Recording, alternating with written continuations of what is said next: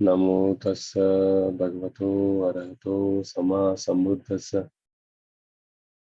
Namo tassa bhagavato arahato sama sambuddhassa.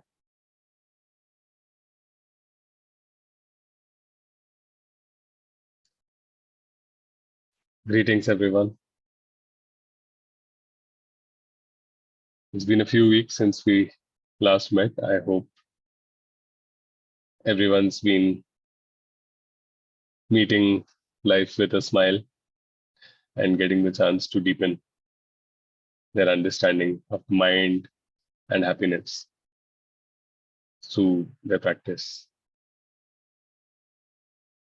Today, I'll be reading a very interesting sutta. It's there in the announcement as well.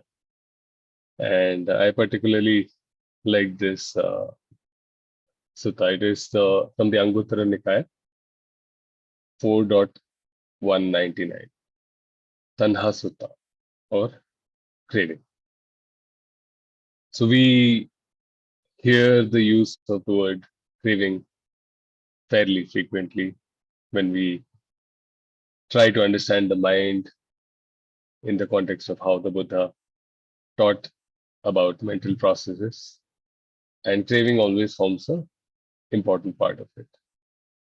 Even if you look at what is presented as the gist of the Buddha's teaching by the Buddha himself, the Four Noble Truths, the truth of suffering or dissatisfaction, dissatisfactory experiences, the fact that they exist in our life. The origin of dissatisfactory experiences, which the Buddha states to be craving. This is called dukkha samudaya, origin of dissatisfactory experiences.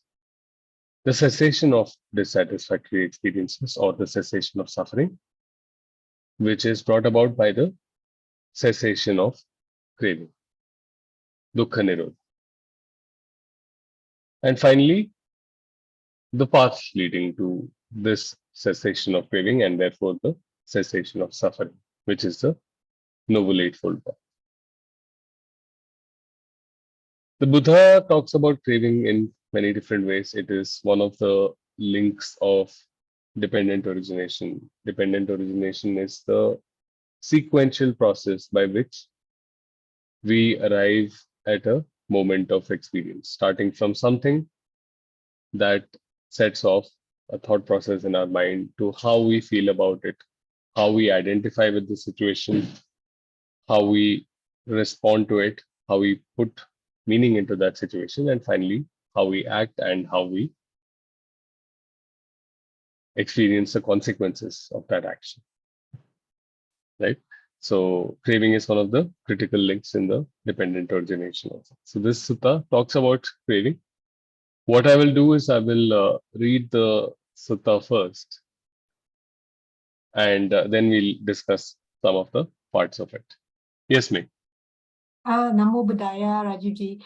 Could you please share the link to the sutta? Yes, I'll do that. I'm using the translation by Thanisaro Bhikkhu. I'm just sharing the link on the chat here.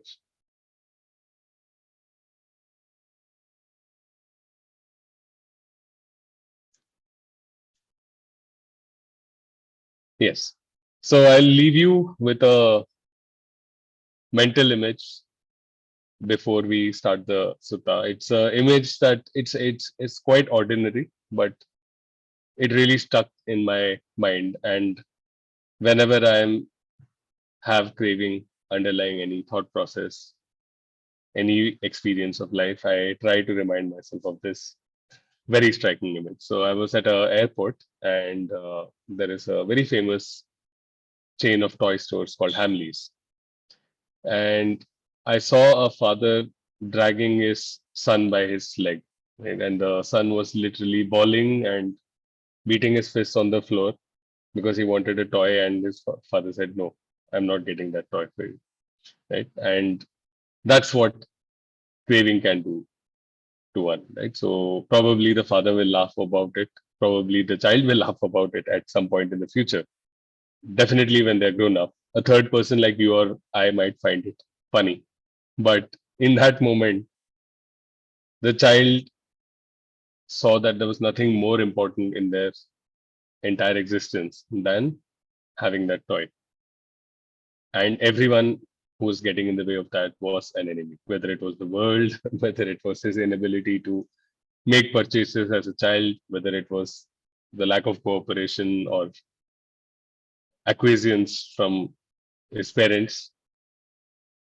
And that was a very striking moment for me. So whenever I find myself attached or identifying with a situation, I try to remind myself like this is what is happening.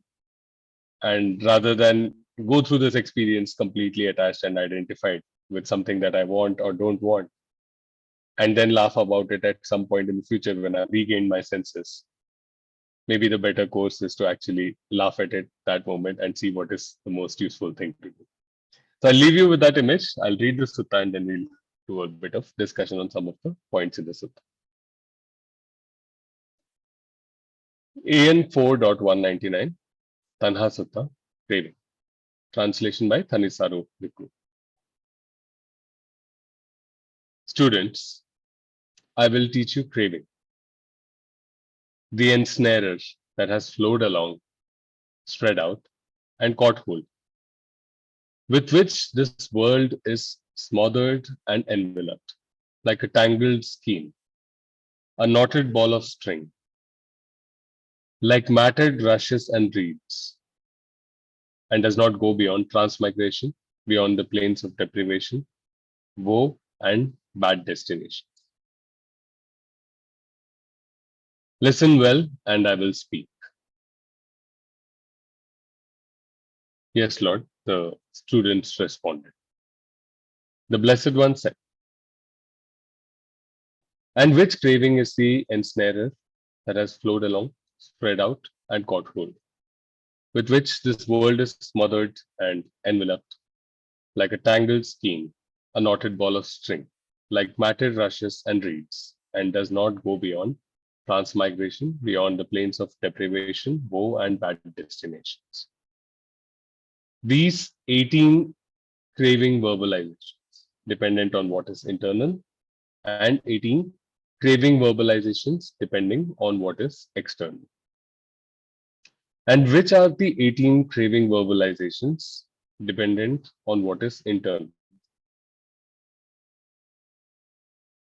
There being I am, there comes to be I am here.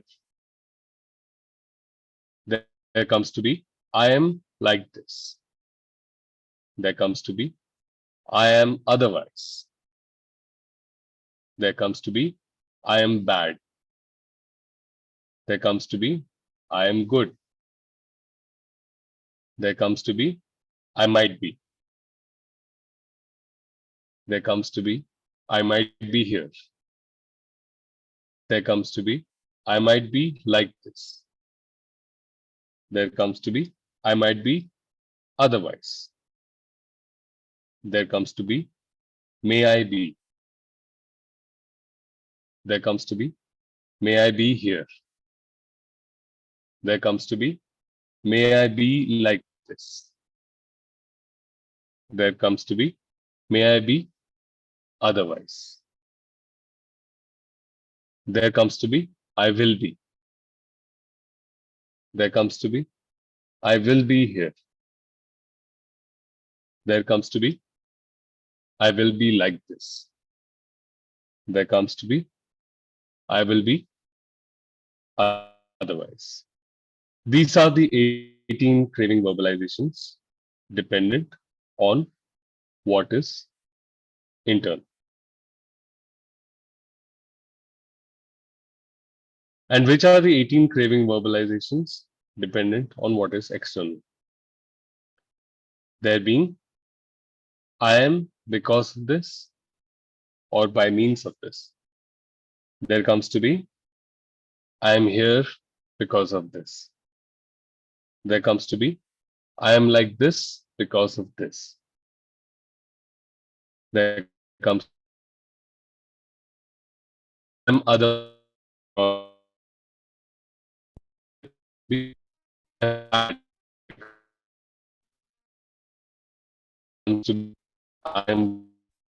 because of this. The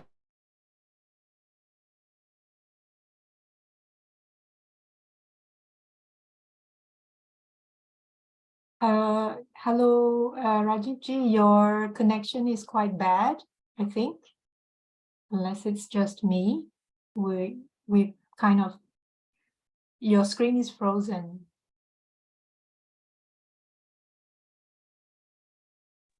I think I dropped off in the middle. How long has it been, May? Probably about 10-15 seconds. Maybe if you don't Understood. mind, starting from the 18 craving, external craving. Externalized. Yeah. Absolutely. And which are the 18 craving verbalizations? Dependent on what is external. There being, I am because of this, or by means of this. There comes to be, I am here because of this. There comes to be, I am like this because of this. There comes to be, I am otherwise because of this. There comes to be, I am bad because of this. There comes to be, I am good because of this. There comes to be, I might be because of this. There comes to be, I might be here because of this. There comes to be, I might be like this because of this. There comes to be, I might be otherwise because of this. There comes to be, may I be because of this. There comes to be, may I be here because of this. There comes to be, may I be like this because of this. There comes to be, may I be otherwise because of this. There comes to be, I will be because of this. There comes to be, I will be here because of this. There comes to be, I will be like this because of this. There comes to be, I will be otherwise because of this. These are the 18 craving verbalizations dependent on what is external. Thus, there are 18 craving verbalizations dependent on what is internal and 18 craving verbalizations dependent on what is external.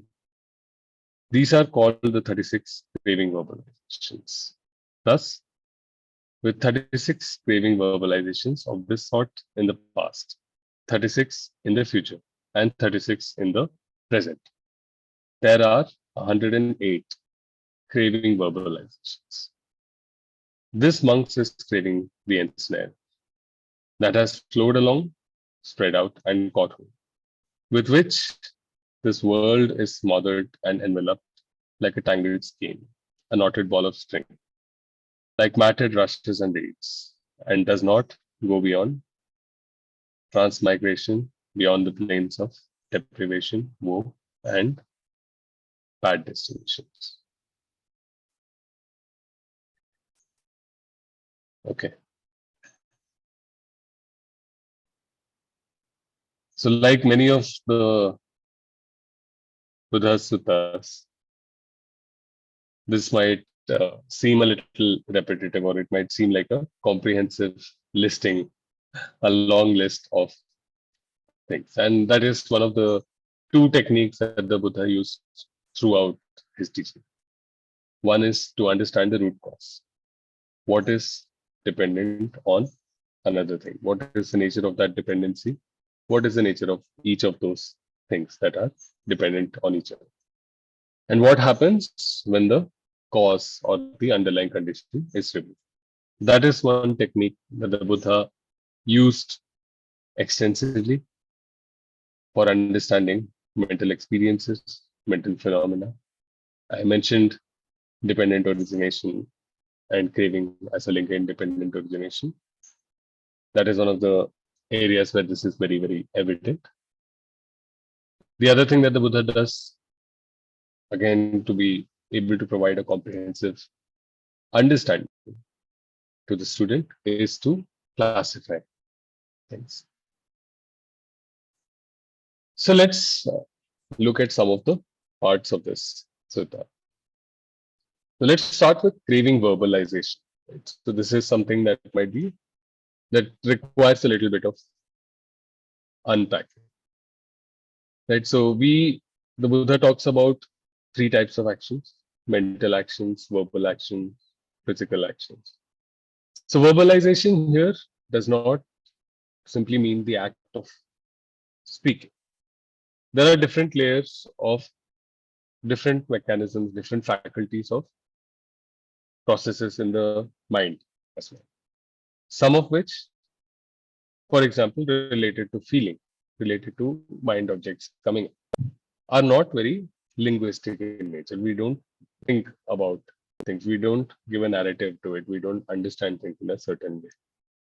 And then there are things that we think about. Why did this person do this to me? Or what should I do in this situation? There are verbalizations that are going on in the mind as well.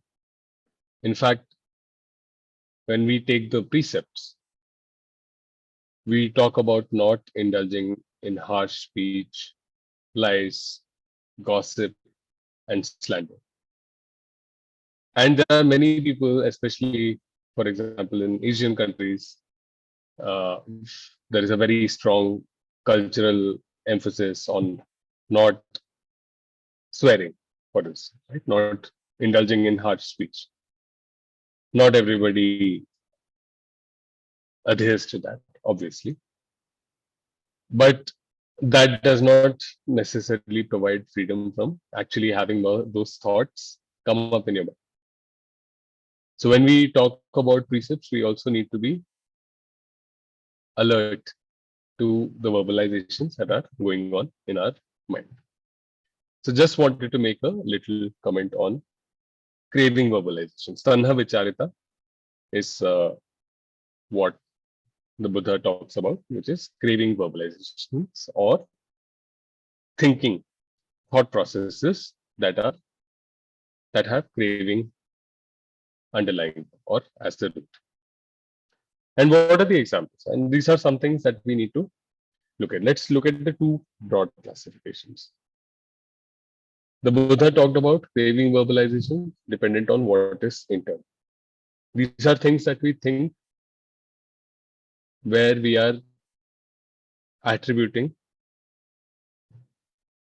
all causes or all situations or all nature of experiences to things that are internal to us. I am here, I am like this, I am like this, I am otherwise. I am bad, I am good. I am meeting my potential, I'm not meeting my potential. I am being fairly treated, I'm not being fairly treated. Acting with confidence, I'm not acting with confidence. I might be, I might be like this, I might be like this. Am I really good? Am I not good? So things of questioning. May I be? Things of wanting to be a certain way. May I be here? May I be like this? May I be otherwise? May I be smarter? May I be more perceptive? May I be more successful? I will be. I will be here. I will be. If I do this, I will be like this. If I don't do this, I will be otherwise. So if we look at this, what happens, what a very fundamental thing that we need to understand is the human mind processes stories. We don't necessarily understand facts outside of a story. So you may understand, for example, that the acceleration due to gravity is 9.8 meters square per second. But that doesn't mean anything to you outside of a context. If I fall from a certain height, I will hurt myself. If I throw a ball hard enough, it will go to a certain distance. So we need context. We need a story. We need causes. I am like this. I am otherwise. I am bad. May I be like this? May I be otherwise? I will be here. I will be like this. So we look at ourselves, our relation with ourselves, our identity, image of ourselves, and we create a story around this. I am like this. I am otherwise. And what are the elements that come into this? Typically, we compare ourselves with other things that we're seeing in the world. I am like this, I am otherwise. That has reference to other things that are in the world. I am bad, I am good. That has a reference to our experience versus what we perceive as the experiences of others and the actions of others. I might be like this, I might be others. I will be like this, I will be others. We have some understanding of what is happening in the world, how things influence other things. We create a model of ourselves in our mind based on how we see other people behave, and we create stories for us. These are craving verbalization dependent on what is internal. And what is the danger in this? We'll come to that. How this craving verbalization, craving which has been pointed out by the Buddha as the root of suffering. How does this affect where we are going? Before we get to that, we'll continue with the storytelling about I that happens. With the second class, creating craving verbalizations that are dependent on what is external. Now, instead of just the image of oneself, we are looking at attributing the cause of this image of oneself to things that are external. I am because of this. I am here because of this. I am like this because of this. I am otherwise because of this. So, this is a story we are telling. The way things influence how a particular situation unfolds is much, much more complicated, how certain things happen. But in our mind, we like a neat, simple story with a cause and an effect. I am like this because of this. A lot of us, for example, have many, many serious problems that arise from the way we see our identity. We may belong to a certain gender, a certain race, a certain economic class of society, and we try to attribute everything that's happening in a certain moment to that. I am like this because of this. I am here because of this. I am otherwise because of this. I am bad because of this. I am good because of this. Or to certain experiences. Something happened in my life and I'm bad because of this. I am good because of this. I am like this because of this. I am otherwise because of this. I might be because of this. I might be here because of this. I might be like this because of this. We attribute our image of ourselves that we are creating in that moment to something that is external. I might be like this because of this. May I be because of this? May I be here because of this? So the child in the example that I was giving thinks I am unhappy because of my not having that toy. I am unhappy because of my parents' non-cooperation. I will be unhappy because of this. I will be like this because of this. I will be otherwise because of this. I will be never be happy because of this. So these kind of associations, these stories that we create about ourselves. So before we started this section on the external craving verbalizations, I mentioned that we will connect this back to understanding why craving is the root of suffering. And just like the Buddha weaves different suttas, all of them which are connected with the same experience of life, the same mental phenomenon, but highlighting different parts of it. Let us plug in one more very important concept that will help us understanding why this kind of storytelling starts affecting our happiness, starts resulting in dissatisfactory experience. So when we let us take an example of the child, right? So the story that I am here because of this, I am good because of this, I am bad because of this. I will be like this because of this. I will be otherwise because of this. So in that moment, the child is not understanding what potentially may be the motivation of the parent. The child has completely identified itself with wanting that toy, associated its happiness with that, associated its identity with that.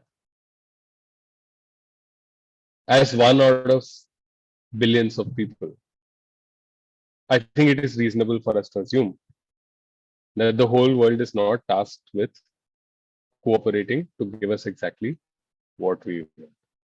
Each one of us at different points of time is behaving, is throwing a tantrum like that child. So for 8 billion of us to cooperate and to make things happen the way one wants it is very, very unlikely. And when we are making this story, we are doing a bunch of things. So here the concept that I wanted to introduce was the three characteristics. The three characteristics are impermanence, impersonality, and the suffering that comes out of not understanding this. So when we create a story in my mind, I will be like this because of this. I am attributing my future, my happiness in the future. Like the Buddha says, these verbalizations are also effective for the future. So I am like this because of this in the future, right? So I am happy because of this. So I will be like this because of this. A thought right now that is coming in our mind has one assumes things are permanent, assumes the I that is experiencing. The I that the child is experiencing is one that is extremely distraught, extremely powerless. In its mind, it's being treated extremely unfairly. In its mind, the world is its enemy. In its mind, it's being betrayed by the people that are closest to it. I will be like this because of this. I am like this because of this. So the first thing the child thinks of this situation as permanent, the situation of being of deprivation, thinks of the self that is diminished, powerless, oppressed, ill-treated. The story that the child has brought up in its mind thinks of it as permanent. Does not understand that things change as the underlying conditions change. Maybe after an hour, the child will not be as identified. Maybe at that time, the child will be hungry and wanting a rest. Or maybe the child would have cried themselves to sleep and just want to take a nap. There is the mistake of thinking that the situation is permanent. There is a mistake of thinking that the feeling or the interpretation of that situation, the emotions associated with that situation are permanent. There is a feeling that that I is also permanent. And there is a feeling that this causality, external conditions creating this situation, is also permanent. So this is a mistake the child is creating. The second thing is obviously taking it personally, not understanding that whatever is being experienced is because the conditions are given rise to it. Identifying, identifying that my happiness is related to this outcome. Craving works as a motivation. Anything that we do, the motivation for that, unless we reduce craving, unless we see what is wholesome, what is good for every other person. Every time we lose our temper, every time we give in to temptation, you see something that is not healthy for you, but you really, really feel like having, and you go ahead and. So every time craving tells you that you are that situation, you are that thought, you are that emotion. If you don't get the outcome that you desire, you will not be happy. That is the story that craving cements. It says this is the only reality. In this moment, there is no other reality. The only reality is I will be happy only if I get a certain outcome, if things work my way. I want this, I don't want this. I like this, I don't like this. I need things to happen like this. So the child is taking this personally. And because not understanding that all these things came up impersonally. On seeing the toy, some emotion, some feeling was stirred up in the child. There was thought process that came up in the child. And that thought process is now attached to their mind with craving. In the absence of craving, that thought process, that emotion, that habitual tendency to react in a certain way, that extreme sentiment that is attached with getting their way, having things their way, that will not exist if the underlying conditions are removed, if the craving is removed. Instead, the child is completely bought into the story that this is me, this is mine, this is what I am, this is myself. And by doing that, creating suffering for oneself, and also because our actions are not in isolation, creating suffering for others in the present as well as in the future. In that bad mood, the child or the father are likely to take actions that are going to affect other people. They're likely to have poor experiences in the future.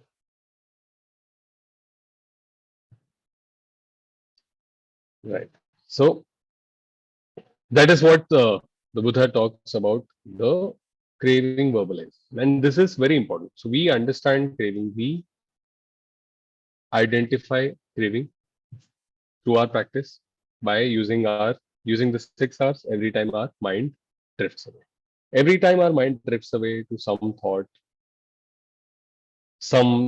thought process, something or the other, there is a underlying craving. There is something that the mind wants to be different with the world, and craving is driving the mind to achieve that difference in the world, or want or identify with that difference in the world. Every time we use the 6 hours, we recognize that our mind has wandered away. We let it be. We understand that that thought, that stimulus has come about because conditions are right for it. We relax any tightness and tension in our mind. This is the symptom of pain. We smile and come back to our object of meditation or whatever we are, any wholesome action that we are occupied, engaged in at that point of time. So when we do this, we allow the craving to dissipate. It will come up again and again, and over time we allow it to, by using the 6 hours repeatedly, which is why we have the last step, the repeat step, we allow it to dissipate. When it comes to language, these kind of phrases, these kind of thought process are what we need to identify, because what happens, the mind is very tricky. When we start thinking, when we start getting into thought processes, we get completely entangled in that. We become that thought process, we become that situation, we become our emotional reaction to that situation. So when we start thinking, I am like this, I am otherwise, I am bad, I am good, I might be here, I might be, I might be like this, I will be like this, I will be otherwise. I will be like this because of this. I will be otherwise because of this. May I be like this because of this. I might be like this because of this. So when we start going into thought processes like this, we need to understand, we need to become sensitive to these kind of phrasings in our mind. Because what's happening is we are telling ourselves a very neat, little, compressed story that absolutely fails to capture the complexity of our interactions with the world, of our interactions with ourselves. It reduces reality to a very small, neat little story.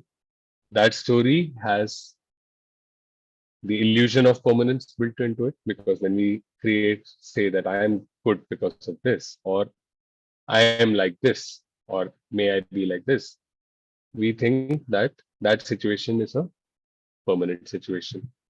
We become completely identified with that situation. And there, once we become identified with the situation, the only way to happiness, if all of reality and every being in it is cooperating with us to help us get what we want, what I want, I don't want, what I like, I don't like, from that moment on. So our happiness is completely becomes tied to that.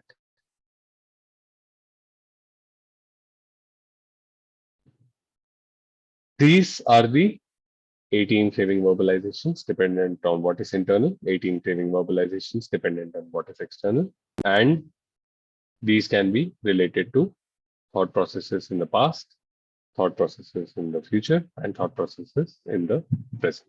This is what we need to start becoming familiar with.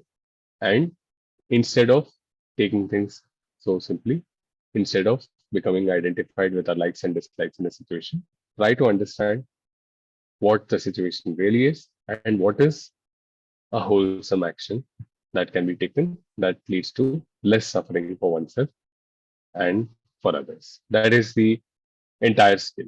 Being able in every moment to take decisions and take actions based on what is wholesome for oneself and for others. And to the best of one's understanding will not lead to suffering for oneself and for others in the future. I'll take a pause now. That's what I wanted to share about this. This is a great sutta for reflection, and can read it multiple times, or you can listen to the video a few times. Because what will happen is, after this talk, if you have one of these thought processes, you might remember that this is actually a tanha vichar, a thought process, thinking that is rooted in craving, and start becoming more sensitive to how it creates unhappy experiences, dissatisfactory experiences for you. And if it is helpful to you, or you might find some imagery in your own experience. For me, that child outside the toy store is a great way to remind myself of when I'm not acting wholesomely, when any thought process rooted in craving has reduced me to that situation. When a very, very simple story that I'm telling myself about a very complex reality has become my truth and has limited my ability to actually understand what is happening. I'll take a pause now. Happy to hear thoughts and comments. Yes, Vivek. Yeah, I have like two questions actually. So thank you so much, Rajiv Ji, for giving us the sutta. I guess the first question is from the craving verbalizations, we can just kind of compact it into basically the verbalizations of our current state. That's where the I am blah blah possible future state of what we imagine, which is the may I be blah blah blah, and a kind of a wanted future state, which is the I will be blah blah blah, whether it's internal or externally driven. I find it very interesting because when we first started off with the 18 craving verbalization, my first thought was, oh, okay, so this is another sutta that comes to relate the cravings with regards to the sixth sense base. You know, we see a lot of suttas where it says, that's how my brain works. When I see the number 18, I kind of link it to, okay, the sixth sense base. And then I thought, okay, with the verbalizations in relation to the I, and the Yes, it can object. be simply pleasant feeling, unpleasant feeling, That's right. neither That's pleasant nor right. pleasant. That's 18 for That's you. right. Exactly. So Yeah. when we went on further, I was like, okay, this is a very interesting take. And then further, it was further, the second last paragraph there was like, well, okay, so we've got 18 of internal and 18 of external. And then for me, the last sentence in the second last paragraph, making it to there are 108. If I want to be the devil's advocate, I would be like, yeah, did someone just throw that in just to, make it nicer? 108, you know what I mean? But that's really not so important. But yeah, for me, that was a very, interesting observation. And Yes. the second question that I had was, I guess, in terms of applying this, not just in terms of reflection, but also in the day-to-day meditation, whether it's in a formal sitting or when such things occur.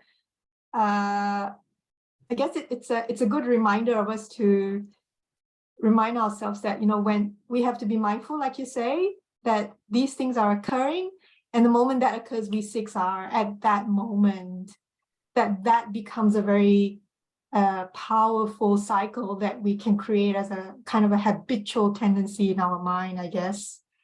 If we can train ourselves to do that, then I think,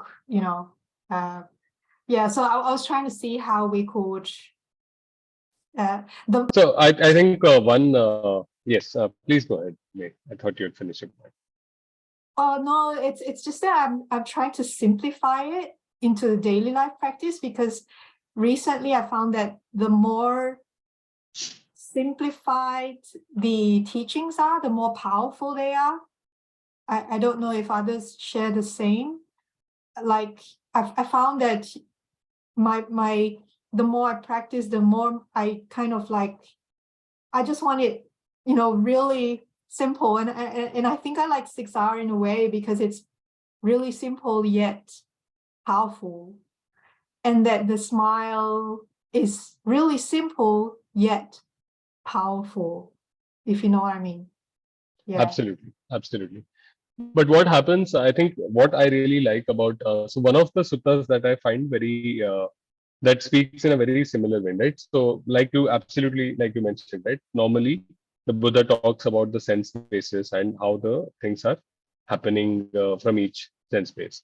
Uh, he does not always talk about the stories that we tell ourselves. So, this sutta is actually talking about the storytelling, how we interpret the world. And like I said, we do not understand facts in isolation.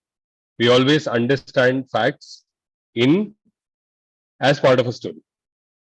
So when we hear, for example, that something good happened for someone, we think of it in a story. Oh, they deserve it. Do they not deserve it?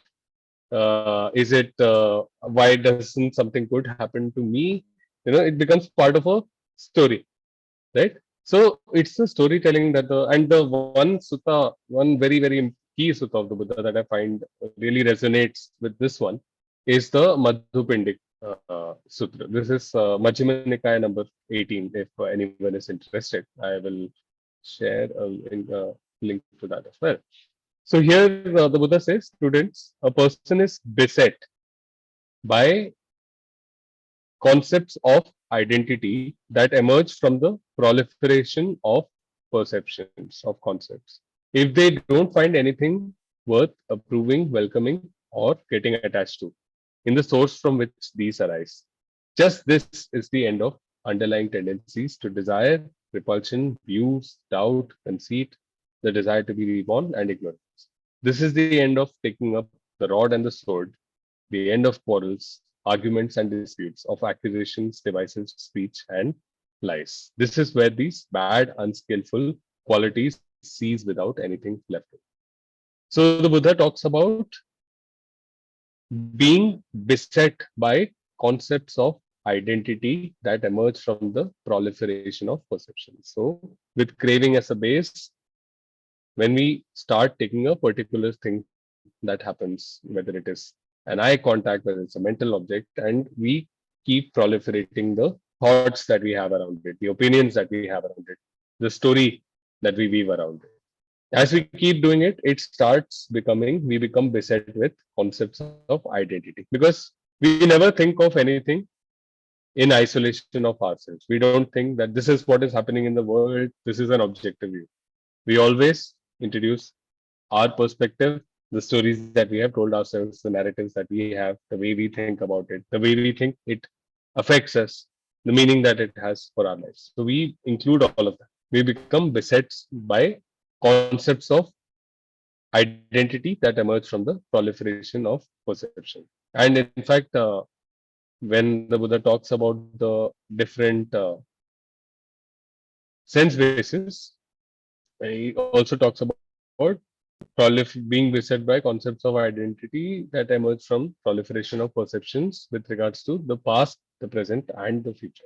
Things you have thought about in the past, things that you've experienced in the past, how you connect with that. And I find this sutta resonates a lot with us. I am like this because of this. These are thought processes we often get into. It. We blame things or we attribute things to the past, other people, experiences, information that we've had.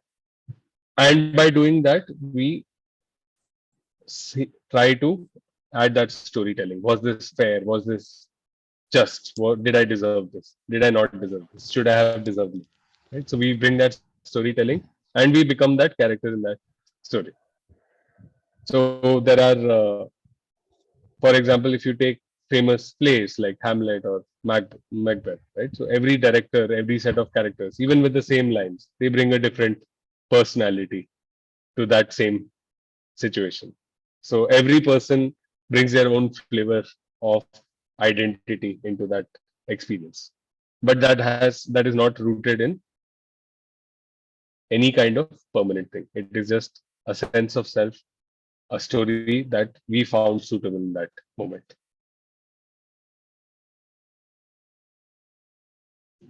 Great. I think we can take one more thought or question and then we can wrap up the session for today.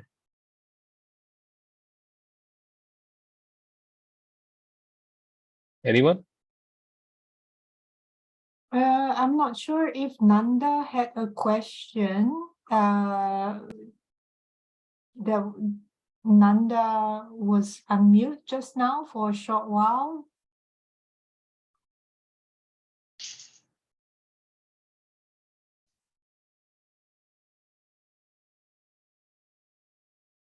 Maybe not.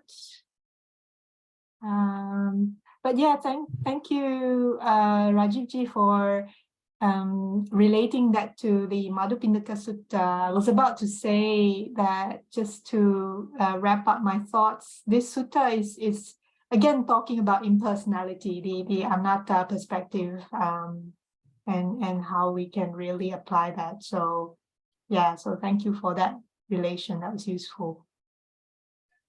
Fantastic. And I would request, and I think this is a sutta that needs to be read or listened to a few times to help us become sensitive to these thoughts. We know when we start thinking in this way, we are digging a hole for ourselves, right? So, yeah, one obviously, as you said, the simplest things work the most beautiful. Smiling, using the 6 hours, becoming aware of that tightness in the mind. That is the thing that helps us the most. But sometimes we have attachments that are so deep that we don't realize when we have fallen in that hole. And that is what we can also do is when we come out of that hole, we can actually take that story, understand, identify that this story is the thought process rooted in craving that is leading us to dissatisfactory experiences. And then we can challenge that story. Is this something that is really true? Is there any other alternative understanding of that situation? How can I take apart this story that has become my reality, that has become my only way of seeing a situation? With that, I'll just share the sharing minute on the screen and we can share a minute together.